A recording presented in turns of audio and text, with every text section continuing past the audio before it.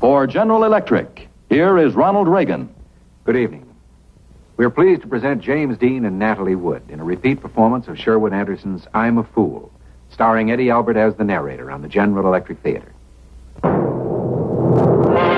In research, in engineering, in manufacturing skill, in the values that bring a better, more satisfying life at General Electric.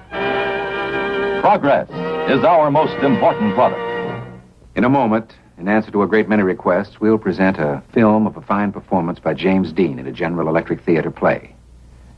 It was a performance that helped attract nationwide attention to his talent, and we present it as one of the landmarks in his progress toward the great roles of his brief career. Those of us who worked with Jimmy Dean carry an image of his intense struggle for a goal beyond himself.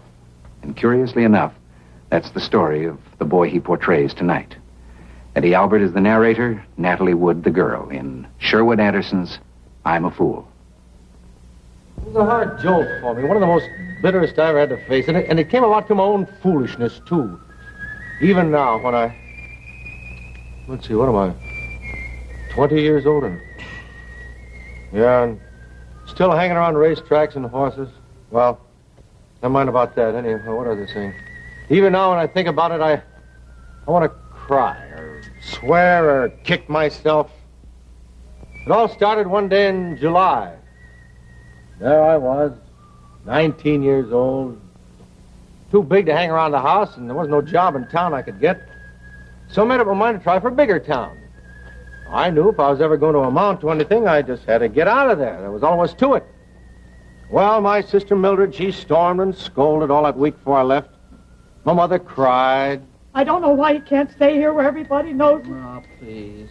If your father was alive... Ma, don't cry. I'm not crying. Mildred, make her stop crying. You better eat now, you hear? Yeah, I'm okay. You have to have a hot meal every single day.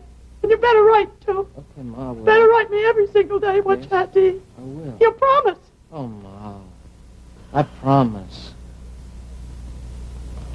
He won't write. I will so. Ma, I'll write you every single day. Honest, I will. Well, this is it. And remember one thing. Yes, Ma. Clothes make the man. Put up a good front. The world is yours. Oh, Ma, I'm going to remember that. I really am. Well. Bye, Ma. Goodbye, son. Bye, Mildred. Wait a minute. You better take this. But be careful how you spend it. Well, I don't think I'm going to need it, Mildred, honestly. Well, I don't want to have to worry all night if you got something to eat. Son, just promise me one thing.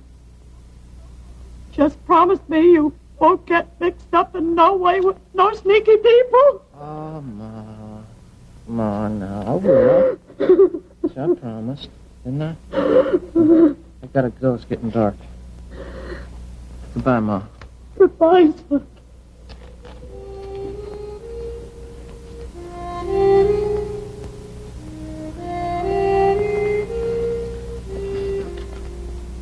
There are a lot of things you gotta promise your mother when you go away. And a lot of things you gotta keep from telling her, too. Like, I knew if I told her where I was going, she'd worry from now till next Christmas, maybe even longer. Because I knew the first place I was going to go to the minute I got to Sandusky was to the racetrack.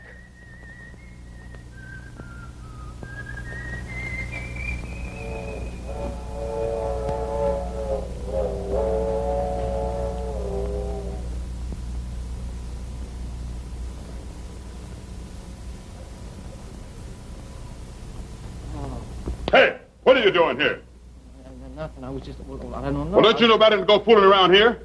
Well, I didn't do nothing. I was just walking, that's That's all. a good way to get yourself shot, boy. I just got in town. I was looking for work. I thought maybe I could This find time some... of night? I just got off a train there.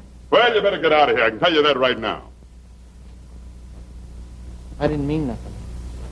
Honest, I didn't. I just wondering maybe if I might get out. All right. What kind of work you looking for? I want to be a swipe. You know anything about horses? Well, sure. What? Oh, well, they, sometimes, well, I don't know. How you expect to get yourself a job around horses if you don't know nothing about them? Well, I guess I don't know too much about them, but, well,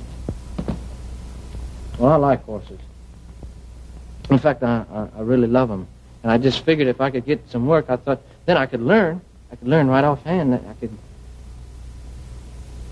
Well, what I thought was that maybe you could help me. Maybe you could tell me where I could find some. Yeah, you don't look none too strong, and that's the truth. You can't be too bright or you'd never want to be a swipe in the first place. Now, tell me, you know what a swipe does?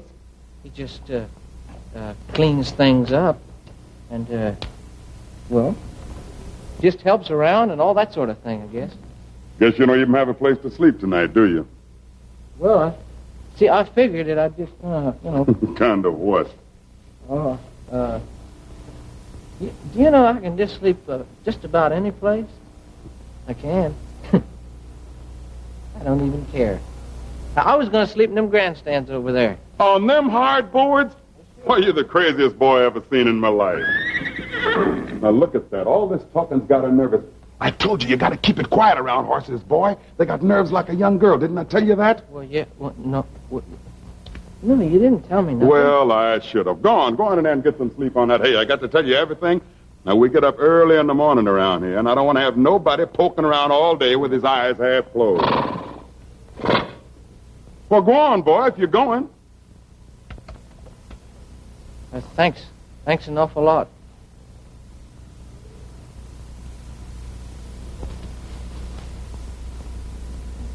Hey, boy. Yes, sir. You can call me Bert.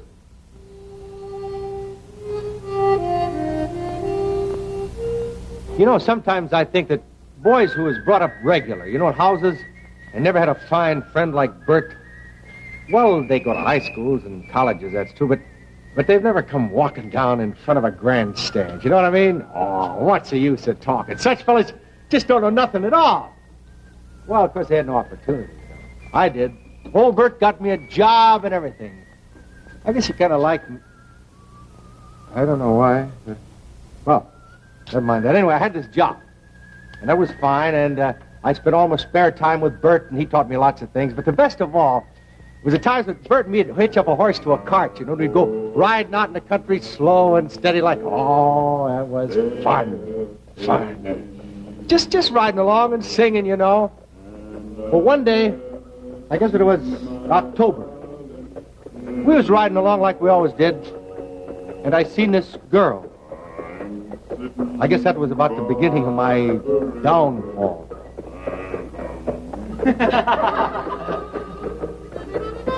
Here, let me see, catch it. Go and get it. Here. That's right, catch it. Oh. Good. Oh.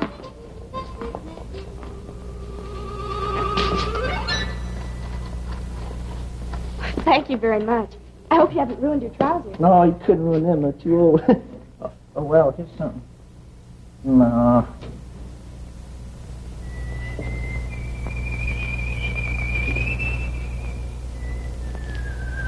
Well, I better get on back, because if I don't, I'll have to walk back to town. Thank you again.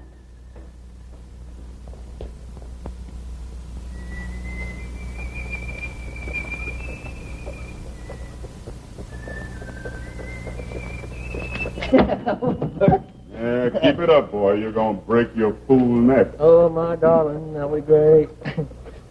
What? What'd you say? What kind of way is that to ride a cart? You're riding, sit up and ride right. You're going to stare your eyes out, get off the cart and stare. I bet they're just about my age, too. Fancy clothes are playing ball in, for heaven's sake. Keep it up, boy. You're just asking for trouble. I bet that's kind of go to college and all. Sure don't seem stuck on themselves, though. You know that? Yeah, I've seen many a boy get himself burned on that candle. Gets around a racetrack, wins himself $1 or $2, and first thing you know, he's trying to be 2 or 3 other things. You better learn this, boy. You are what you are, and they are what they are. The look on your face when you seen that girl. You should have seen it, boy. Bert, I don't want you to call me boy no more. Oh, Bert was right. I knew he was right as soon as he said it, but I wouldn't listen to him. Not me. I want to get a new job now. Some fancy clothes and... what's the use of talking? I was about to do the biggest dumb fool thing in my whole life. Got me a new job, all right, taking care of some horses for a man who owned a teaming and delivery business here, and I saved my money and I bought myself a new brown derby hat and a stand-up collar. Well, I always say, put up a good front and the world is yours, you know? Anyhow, one day, I had about $40 in my pocket. I went into the West House. That's this big hotel where all the dudes was.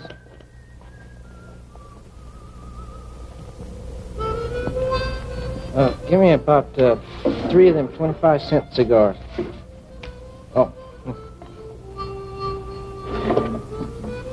There's always a lot of horsemen and strangers and dressed up people from out of town, you know, hanging around the lobby in a bar, and so I mingled amongst them. But there was this dude. He had a cane and he had a Windsor tie. Oh, it made me sick to look at it. Oh, I like a man to be a man, you know, and dress up, but not to put on such airs. Well, anyhow, I pushed him aside, a little rough, so he'd know who I was, you know.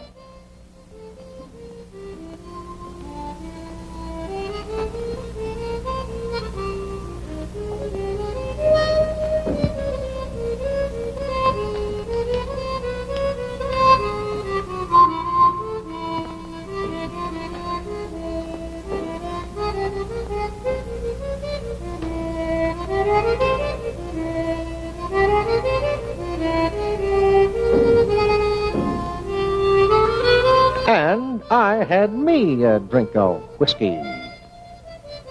Well, yes, sir, I had $40 in my pocket. I just says to myself, well, I'll go down to the track, see how old Bert's coming along, because I hadn't seen him since the day of that ride. You really want to know the truth? Hi, Bert. Hello. How you been? Fine. Gee, I haven't seen you in long time. You look good. Hey, is that old Bob French over there? Yeah, I guess so. Is he running the horse today? Mm-hmm. Think he's out to win? Hard to say. You know, when I was swiping a horse, I didn't care much for that, but now I'd like to know I had a horse that had a lot of speed, and boy, he could just get out there when you wanted him to. You a betting man now? Nah. You know, just for fun. That horse is owned by Mr. Mathers down at Marietta, Ohio. Mr. Mathers? Mm-hmm. I know him, yeah. Yeah, I know you do. He got all that money. Owns that big swell place up in, down there in the middle of town. Is that the one? Well, you didn't forget everything. Well, no. Bert, I didn't forget nothing. It's just that well, you know. You want one? I ain't mad at you or nothing, Bert. Well, you just put some money on this horse. Now you're a betting man. The name is About Ben Ahem. Bob French is going to win it today. Yeah. Now, don't bet a cent on this first heat, because he'll go like an oxen hitched to a plow. But when the first heat's over, you just go right down and lay on your pile. Bert, you're not going to be mad at me, are you? Mad? Yeah. I'm not mad. I wish you luck.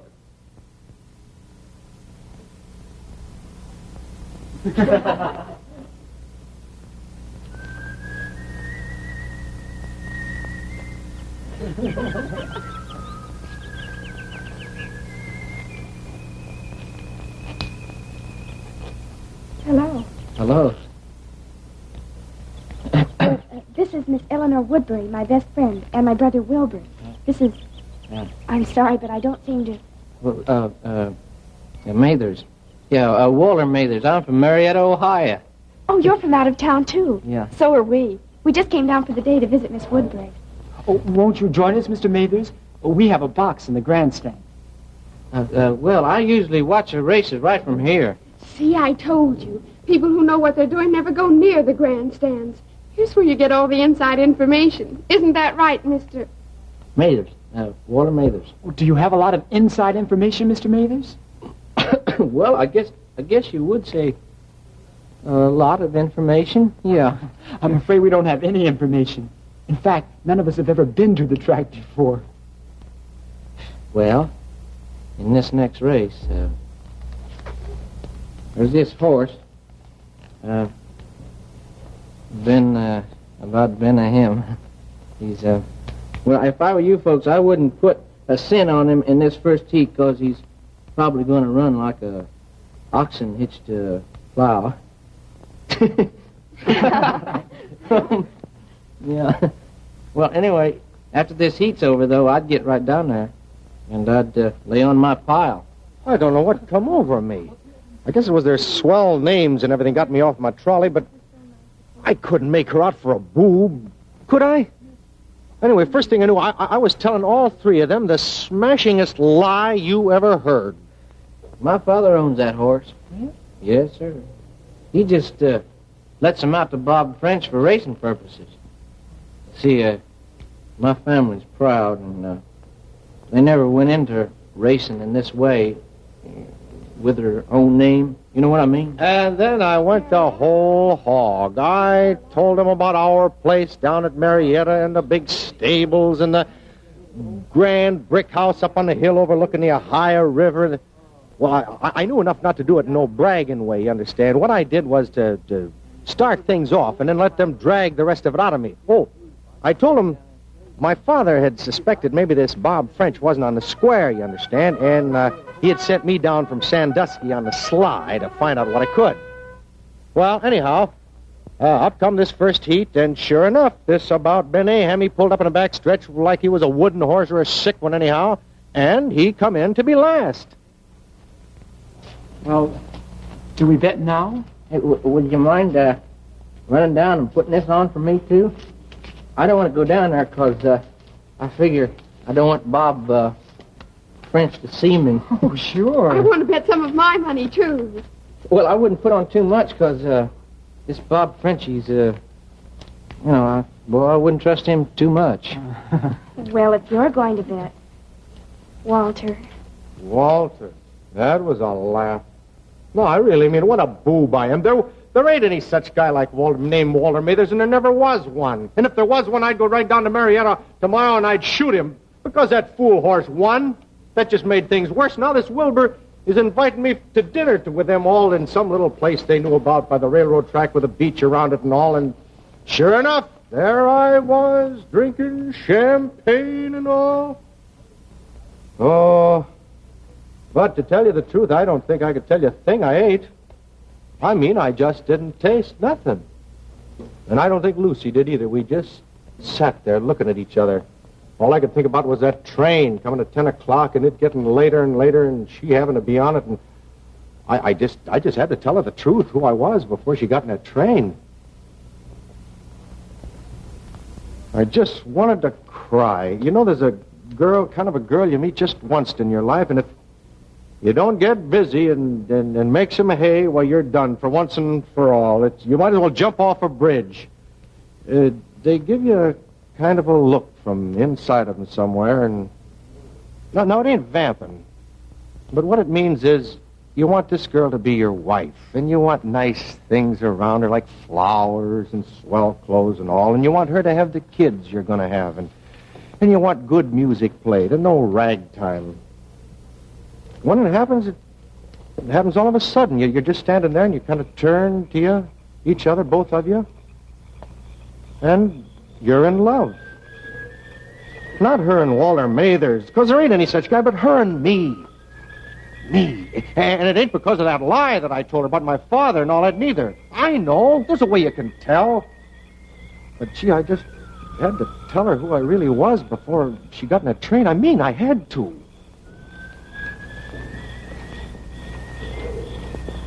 I wish I didn't have to go back. I wish that train would never come. Yeah. Honest. I mean it. I mean it too, Lucy. I don't know when I'll be coming back here. When I'll ever get to see you again. Lucy, there's something that I gotta tell you. I wish that train would break down in the middle of the tracks and stay there. 100 years. I'll just miss it, that's what. Well, I'll pretend I didn't hear it come in. it's not right for you to miss it. It might be right for some girls, but not you, Lucy. Oh, I guess Wilbur's I gotta watching out, so I can't miss it. Lucy, I gotta tell you something. Will you listen to me a minute? Quiet. Don't talk. Well, I gotta tell you Please this. don't talk. Anybody can open his mouth and let words come out. Talk is so cheap. So awfully cheap. Well, I know that, but this is something that you can't. It seems so smooth. Like we could get out in the middle of a lake and walk on the water. Doesn't it seem like that to you? I'll always remember this place. The smooth water, the way the roots of old trees have washed up in the sand. The dark. You. Would you remember the watery smell? Mm-hmm. And the night? Like if you put out your hand, you could feel it. Warm and soft. And dark and sweet like an orange. Oh, Lucy. Lucy, I gotta tell you something. And you're not gonna think maybe... Oh! Well, I gotta tell you now before... Here comes Wilbur. Lucy.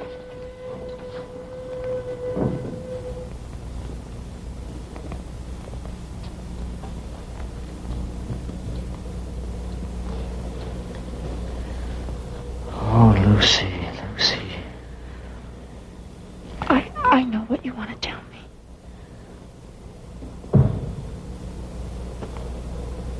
You do? You want to tell me you love me, don't you?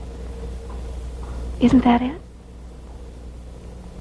Well, yes, I do, but... And I love you, Walter. I'll always love you. Well, Lucy... We're going to have to hurry. We'll have to run. Lucy, please, we have to run.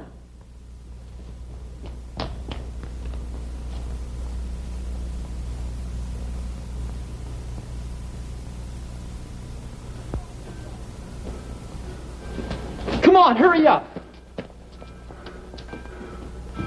It won't be long because you're right.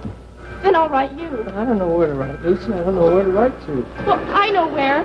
I'll write. Walter Mathers, Marietta, Ohio.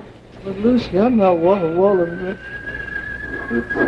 I could have run after that train, sure. I'd have made Dan Patch look like a freight train after a wreck. But socks almighty, why should... Did you ever see such a fool? Well, how could I tell her? I got a chance like a hay barn fire, I have. And suppose she does write to me down there at Marietta. The letter's going to come back. Stamped on the front of it there by the USA. There ain't any such guy or whatever it is they stamp on the...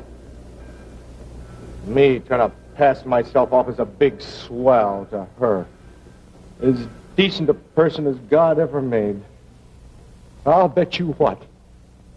If I was to get an arm broke right now or to have a train run over my foot, I wouldn't call no doctor. I'd just sit here and let it hurt and hurt. That's what I'd do. I'll bet you what. If I hadn't seen that dude with that cane, I'd never been such a fool as to go and tell such a lie that could never be made straight, you know, to a lady like her. Wish I had him here right now, that guy with the Windsor, the cane. Man, I'd smash him for fair. He's a big fool, that's what he is. And if I'm not another, you just go find me one, and I'll give up working and be a bum and give him my job. Because I don't care nothing for working and earning and saving money for no such boob as myself.